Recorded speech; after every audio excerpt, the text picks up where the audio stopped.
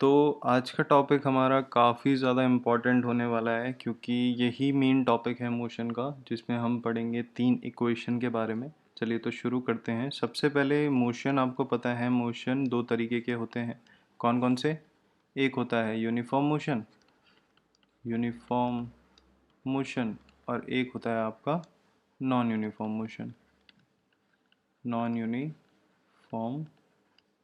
Motion. ठीक है। अब देखिए, जो आपका यूनिफॉर्म मोशन होता है आपको पता है उसमें क्या होता है, उसमें स्पीड जो आपकी होती है स्पीड कांस्टेंट होती है। कांस्टेंट का मतलब मैंने आपको बताया था क्या होता है, फिक्स्ड, यानी कि आपकी जो इनिशियल स्पीड होती है और फाइनल स्पीड होती है, स्पीड कांस्टेंट का मतलब कि दोनों स्पीड सेम रहेंगी। तो ये दोनों सेम रहती है। तो अब देखिए, अगर इनिशियल और फाइनल मेरी अगर सेम है तो अगर मैं एक्सेलरेशन का फॉर्मूला देखूं तो मेरी क्या आएगी, v minus U upon T. अब दोनों मेरा सेम है तो लेट से मैं इसको भी v ले लेता हूँ।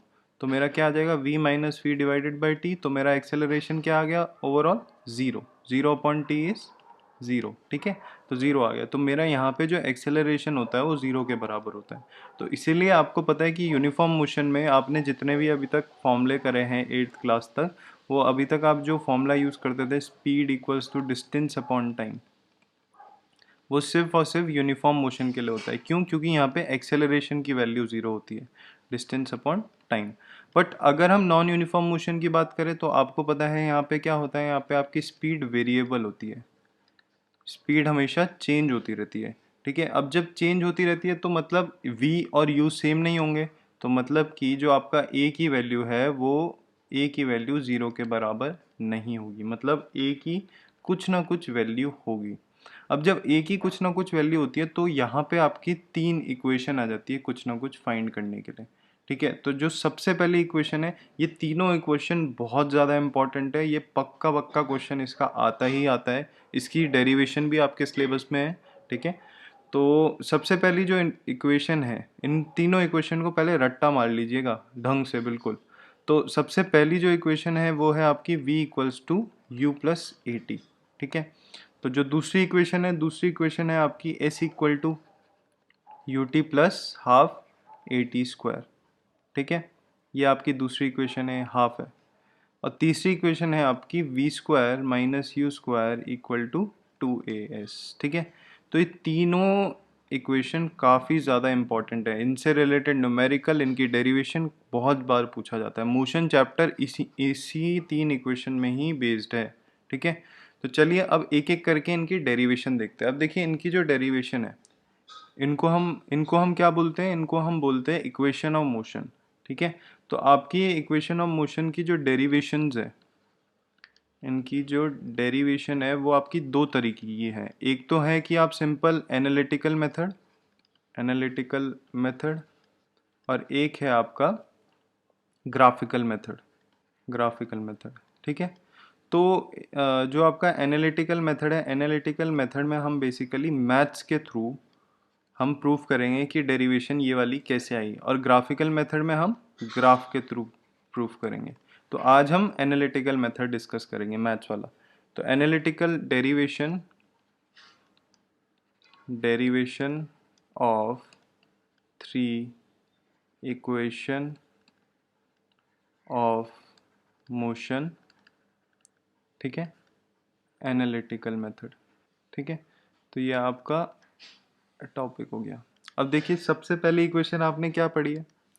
सबसे पहली इक्वेशन जो आपने पढ़ी है, सबसे पहली इक्वेशन है v equals to U plus A T. ये आपकी सबसे पहली इक्वेशन है। ठीक है, तो इसको डिराइव करने के लिए हमें पता होना चाहिए, देखिए स्टार्टिंग, आप ना हर एक इक्वेशन का स्टार्टिंग पॉइंट देखिएगा, क्योंकि डेरिवेशन आपके सिलेबस में ये पहली बार आई है, क्योंकि 8 तक आपके में कोई डेरिवेशन नहीं थी। अब जाके फिजिक्स जब आपका डिवाइड हुआ है तो जाके आपको डेरिवेशन मिली है। तो डेरिवेशन का करने का तरीका क्या होता है, तो सबसे पहले आपको स्टार्टिंग पॉइंट पता होना चाहिए। जैसे कि अगर क्वेश्चन में आ गया, derive the first equation of motion, ये आपकी है फर्स्ट इक्वेशन ऑफ मोशन। ठीक है, अब जब ये फर्स्ट इक्वेशन ऑफ मोशन उन्होंने बोल दिया तो आपको ये पहले तो इक्वेशन याद होनी चाहिए, v equals to U plus A T. Now अब इसमें क्या करेंगे हम, सबसे पहले स्टार्टिंग पॉइंट आपको बहुत ध्यान से पता होना चाहिए। तो यहाँ पे जो स्टार्टिंग पॉइंट है वो है एक्सेलरेशन। तो जो स्टार्टिंग पॉइंट है वो है एक्सेलरेशन। ठीक है, तो ये आपका स्टार्टिंग पॉइंट है, स्टार्टिंग पॉइंट को हम मार्क कर देते हैं, ये आपका स्टार्टिंग पॉइंट हो गया। ठीक है, और ये बहुत ज़्यादा इम्पोर्टेंट पॉइंट है। तो यहाँ से क्वेश्चन अगर स्टार्ट होता है तो हम बोलेंगे according to the formula of acceleration. क्या होता है एक्सेलरेशन का formula? v minus U upon T. ठीक है, तो a है आपका, a जब इधर जाएगा t इधर जाएगा तो क्या बन जाएगा, ये बन जाएगा at। ठीक है, और यहाँ पे at आ गया, ये बन गया v माइनस यू, तो at plus U equals to v, तो v equals to u plus at। ये आपका प्रूफ होके आ गई फर्स्ट इक्वेशन। ठीक है, तो ये फर्स्ट इक्वेशन आपकी डेराइव होके आ गई। अब दूसरी इक्वेशन की तरफ देखते हैं। तो जो दूसरी इक्वेशन है आपकी, दूसरी इक्वेशन है आपकी वो है s equal to U T plus half A T square. ठीक है, ये आपकी दूसरी इक्वेशन है। तो इसको हम क्या बोलते हैं, इस वाली इक्वेशन को, इसको हम बोलेंगे सेकेंड इक्वेशन ऑफ मोशन। ठीक है, तो ये आपकी सेकेंड इक्वेशन ऑफ मोशन है। अब देखिए यहाँ पे स्टार्टिंग पॉइंट क्या है, यहाँ पे जो स्टार्टिंग पॉइंट है वो है एवरेज वेलोसिटी। ठीक है, आपको एवरेज वेलोसिटी का फॉर्मूला पता होने चाहिए, दोनों फॉर्मूले। ठीक है, तो एवरेज वेलोसिटी, अब देखिए एवरेज वेलोसिटी को मैं लिख सकता हूँ वी ए वी, और ऊपर ऐसे। ठीक है, तो एवरेज वेलोसिटी सबसे पहले हम एक डायग्राम बनाते हैं। यहाँ पे पहले ये आपका इम्पोर्टेंट है, स्टार्टिंग पॉइंट है ये आपका। ठीक है, ये स्टार्टिंग पॉइंट है।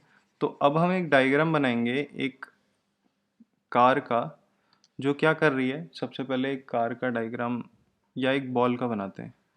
ये एक बॉल है आपकी। ठीक है, ये चल रही है कुछ वेलोसिटी से, इसकी कुछ वेलोसिटी है u। ठीक है, और कुछ टाइम बाद ये चलने लगी कुछ वेलोसिटी से v। तो इनके बीच में जो डिस्टेंस है वो डिस्टेंस है s। ठीक है, और जो जितना टाइम लगा वो टाइम इनके बीच में है t। ठीक है, तो ये हमें पता चल गया। अब देखिए, जब हमें ये पता चल गया तो हम क्या कर सकते हैं। तो सबसे पहले हमें एवरेज वेलोसिटी से, मैंने बोला स्टार्ट करेंगे, तो average velocity we A we लिख देता हूँ, समझ जाइएगा आप। तो वी ए वी का फॉर्मूला क्या होता है, डिस्प्लेसमेंट। डिस्प्लेसमेंट को मैं ऐसे रिप्रेजेंट करता हूँ, डिस्प्लेसमेंट अपॉन टाइम, ये होता है। और एवरेज वेलोसिटी का एक और फॉर्मूला होता है, क्या होता है, sum of velocities to the total number of velocities. ठीक है, तो सम, यहाँ पे कितनी वेलोसिटीज इन्वॉल्व है, दो, एक इनिशियल है एक फाइनल है। तो इन दोनों का सम डिवाइडेड बाय टोटल, तो इन दोनों का सम क्या होगा, v plus u divided by 2। ठीक है, तो ये आपका एवरेज वेलोसिटी का दूसरा फॉर्मूला भी है, और यहाँ पे आपका डिस्प्लेसमेंट वाला फॉर्मूला है s अपॉन टी। अब देखिए यहाँ पे जब मैं t यहाँ पे मल्टीप्लाई कर दूंगा तो क्या बन जाएगा, इसके बाद यहाँ से कंटिन्यू कर रहे हैं, तो s equal to we plus U upon 2 multiply by T बन जाएगा। ठीक है, ये मेरा बन गया। अब यहाँ पे देखिए, आपको जो सेकंड इक्वेशन है, सेकंड इक्वेशन में आपको क्या क्या चाहिए, u चाहिए, हाँ u है हमारे पास, v चाहिए, नहीं v नहीं चाहिए। तो v को आप एलिमिनेट करेंगे, तो v को कैसे हटाएं, आपको पता है अकॉर्डिंग, सबसे पहले इसे फर्स्ट इक्वेशन मान लीजिए। ठीक है, तो according to the first equation of motion, क्या होता है फर्स्ट इक्वेशन ऑफ मोशन के according, v equals to U plus A T, ये होता है। ठीक है, तो अब हम क्या करेंगे, इसको v की ये जो वैल्यू है, put second in one, second को हम फर्स्ट में डाल देंगे। तो जब हमने सेकेंड को फर्स्ट में डाला तो क्या आया, सबसे पहले ये है, तो s इक्वल टू सेकेंड को, ये जो है आपकी सेकेंड इक्वेशन, इसको हम फर्स्ट में डाल रहे हैं, तो s इक्वल टू v। अब पहले इक्वेशन देखिए, तो v की जगह हमने डाला है u प्लस ए टी। ठीक है, और यहाँ पे है आपका डिवाइडेड प्लस u। ठीक है, प्लस u, क्योंकि v की जगह हमने u प्लस ए टी डाल दिया, plus u divided by 2 into T. ठीक है, ये आ गया। अब देखिए s इक्वल टू ये आपका 2u बन गया plus AT divided by 2 into T. ठीक है, अब देखिए, अब 2 मैं अलग अलग कर सकता हूँ, ऐसे करके लिख सकता हूँ 2u divided by 2 plus AT divided by 2। ठीक है, तो यहाँ से 2 से 2 कैंसिल हो गया, तो s इक्वल टू आपका आ गया यू टी प्लस यहाँ पे हाफ, इस हाफ को अगर मैं बाहर ले लूँ तो AT स्क्वायर, एक बार t इसके साथ मल्टीप्लाई हुआ, एक बार t इसके साथ मल्टीप्लाई हुआ, तो ये निकल के आ गई आपकी second equation of motion. Second equation of motion. ठीक है, चलिए अब थर्ड इक्वेशन ऑफ मोशन की तरफ देखते हैं। तो थर्ड इक्वेशन ऑफ मोशन आपकी है क्या असल में? थर्ड इक्वेशन ऑफ मोशन है आपकी V square minus you square equal to 2as। ये आपकी थर्ड इक्वेशन ऑफ मोशन है। ठीक है, अब इसमें ये सबसे पहले थर्ड इक्वेशन ऑफ मोशन। ठीक है, अब इसमें स्टार्टिंग पॉइंट क्या है? इसमें भी सेम स्टार्टिंग पॉइंट है जो सेकंड का था। स्टार्टिंग पॉइंट जो सेम सेकंड का था, सेकंड का क्या था आपका स्टार्टिंग पॉइंट? Average velocity. ठीक है, एवरेज वेलोसिटी था आपका सेकंड का, तो इसको पहले हाईलाइट कर लेते हैं, ये आपका एवरेज वेलोसिटी है। तो वैसे ही करेंगे, तो सबसे पहले एवरेज वेलोसिटी का फॉर्मूला लिख देते हैं, V A V equals to, हमें पता है डिस्प्लेसमेंट अपॉन टाइम होता है। ठीक है, अब वी ए वी का वही डायग्राम अगर हम ले लें कि भाई ये बॉल है, बॉल पहले चल रही थी इनिशियल स्पीड यू से, उसके बाद कुछ टाइम बाद उसने अपनी स्पीड चेंज करी, तो कुछ टाइम मतलब टी टाइम के बाद उसने अपनी स्पीड चेंज करी किस में? वी में, और इनके बीच में जो डिस्टेंस है वो है एस। ठीक है, तो जब v में उसने स्पीड चेंज करी तो यहाँ पे भी दो वेलोसिटी इन्वॉल्व है, तो मैंने दोनों का फॉर्मूला लिख दिया v plus u divided by 2, ये एवरेज वेलोसिटी का फॉर्मूला, ये s अपॉन टी। अब सिमिलरली s यहाँ पे हम t को मल्टीप्लाई कर देंगे जैसे पहले में किया था, तो क्या बन जाएगा? तो ये बन जाएगा आपका, इसको यहाँ करते हैं, ये बनेगा आपका s equal to we plus u divided by 2 multiply by t. ठीक है, ये बन गया। अब देखते हैं, चलो जो आपकी इक्वेशन आई है उसमें आपको क्या क्या चाहिए? आपको v चाहिए, हाँ v है हमारे पास, u चाहिए, हाँ u है हमारे पास, आपको a चाहिए, a नहीं है हमारे पास, और s चाहिए, s भी नहीं है। तो क्या आपको t चाहिए? t नहीं चाहिए, तो t को हम रिप्लेस कर देते हैं। रिप्लेस कैसे करेंगे, इसके बाद यहाँ से कंटिन्यू है। तो सबसे पहले according to the formula of acceleration, acceleration का क्या फॉर्मूला होता है? a equals to v minus u divided by t, यहाँ पे t आता है। ठीक है, तो अगर मैं इस t को अगर मैं यहाँ ले जाऊँ और a को यहाँ ले जाऊँ तो क्या बन जाएगा? तो v आपका जो t की वैल्यू आ जाएगी, t की वैल्यू आ जाएगी v minus u divided by a। ठीक है, ये आ जाएगी, तो इसे आप मान लीजिए फर्स्ट। ठीक है, अब देखिए ये आपके पास आ गया। अब यहाँ से हम क्या करेंगे, t की वैल्यू, इसको आप सेकंड इक्वेशन, इसको फर्स्ट मान लीजिए, इसको सेकंड मान लीजिए। ठीक है, फिर करेंगे हम पुट सेकंड इन फर्स्ट, तो क्या बन जाएगा आपका? तो बन जाएगा s equal to we plus u divided by 2, और t आपका था v minus u divided by a, ये आपका बन गया। ठीक है, तो अब ये बनने के बाद हम क्या करते हैं, हम ये करेंगे कि इन दोनों को अगर हम मल्टीप्लाई करें, अगर आप इनको दोनों को ध्यान से देखें तो आपको ये पता होगा, ये वर्किंग नोट है आपका, वर्किंग नोट, कि अगर हम a प्लस बी और a माइनस बी बोलें तो इन दोनों का फॉर्मूला क्या होता है?